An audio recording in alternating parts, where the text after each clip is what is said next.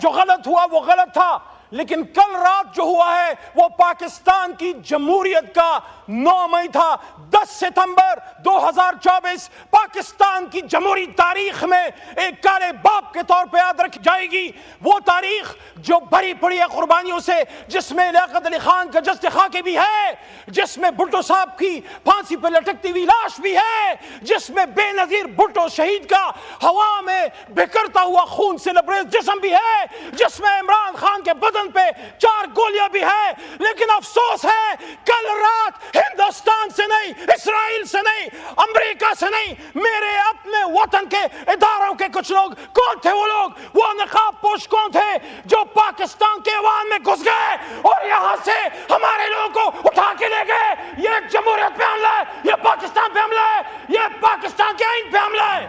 speaker صاحب، پاکستان کا آئین میں ڈیمانڈ کرنے لگا ہوں، پاکستان کے پارلیمان میں 25 کروڑ عوام کی ترجمانی کرتے ہوئے عمران خان کے ایک ادنا سپاہی کے طور پہ کل رات جس نے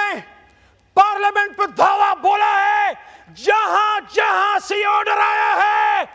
اگر آرٹیکل 6 لگانا ہے تو ان پہ لگاؤ، ان پہ لگنا چاہیے، کیونکہ کل آپ ادھر تھے آج وہاں ہیں،